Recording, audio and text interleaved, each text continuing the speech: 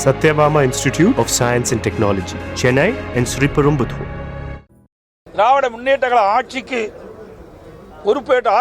பொறுப்பேற்றதிலிருந்து தமிழகம் முழுவதும் கஞ்சா மற்றும் போதைப் பொருட்கள் விற்பனை செய்பவர்கள் சுதந்திரமாக அந்த கஞ்சாவை மற்றும் போதைப் பொருட்கள் விற்பனையில் ஈடுபடுவது அன்றாட நிகழ்வாக இருக்கின்றது.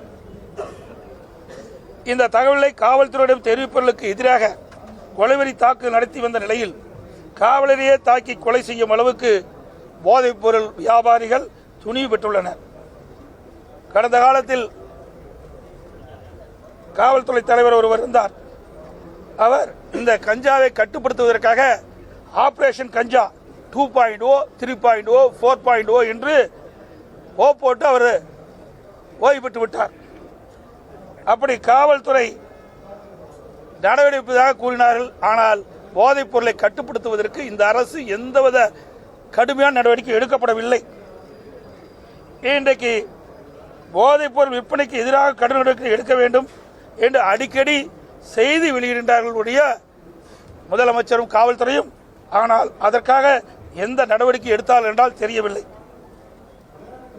அது மட்டுமல்ல, போதைப் பொருள் விற்பனை செய்வதை பற்றி குறிப்பு ஏதாவது தகவலை கொடுத்தால் அந்த தகவல் கொடுக்கின்ற மீது கொலைவெறி தாக்குதல் பற்றியும், குறிப்பாக நேற்று உசிலம்பட்டி காவல் நிலையத்தில் பணிபுரியும் காவலர் முத்துக்குமாரை வெட்டி கொன்றதற்கும் காவல்துறை தன் கையில் வைத்திருக்கும் முதலமைச்சர் என்ன பதில் சொல்வார் என்று நாங்கள் எதிர்பார்த்தோம்.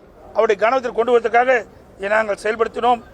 அது மட்டுமல்ல, காவல்துறை இனியாவது காவலராவது காப்பாற்ற வேண்டும் என்ற கருத்தை நாங்கள் முன்வைக்க முயன்றோம். ஆனால் அவருக்கு அனுமதி அளிக்கவில்லை. உசிலம்பட்டியில் நடந்த ஒரு சம்பவத்தை பற்றி சொல்லியிருக்கிறார். அந்த சம்பவம் ஒரு காவல்துறையை சார்ந்த காவலர் சம்பந்தப்பட்ட சம்பவம்.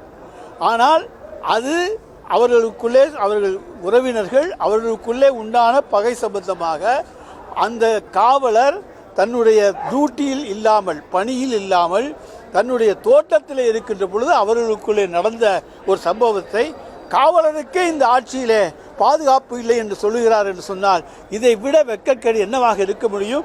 வீட்டிலே போய் அவர் இருக்கின்ற பொழுது அவருடைய உறவினர்களுக்கு அவர்களுக்கும் இருக்கக்கூடிய பிரச்சனை, அதில் யார் யாரெல்லாம் சம்பந்தப்பட்டிருக்கிறார்கள் என்பதை இன்றைக்கு காவல்துறை கண்டறிந்திருக்கிறது. குற்றவாளிகள் விரைவிலே கைது செய்யப்படுவார்கள்.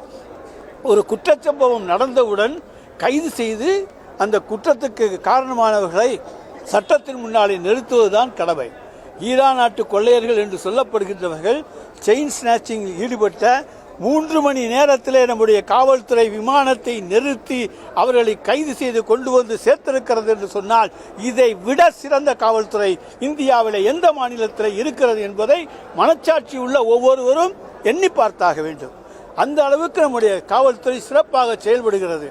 ஆனால் அவர்களை நோகடிக்கின்ற வண்ணம் அவர்கள் சிறப்பாக செயல்படவில்லை, அவர்கள் கோட்டை விட்டு விட்டார்கள் என்றெல்லாம் குற்றச்சாட்டுகளை சொல்லி அவர்களை அசிங்கப்படுத்தி அவர்கள் வேகத்தை தடுக்கின்ற வகையிலே, அவர்களுக்கு மனச்சோர்வை உருவாக்குகின்ற வகையிலே இன்றைக்கு அண்ணா திராவிட முன்னேற்ற கழகம் செயல்பட்டு கொண்டிருக்கிறது. Satyabama Institute of Science and Technology, Chennai and Sriperumbudur.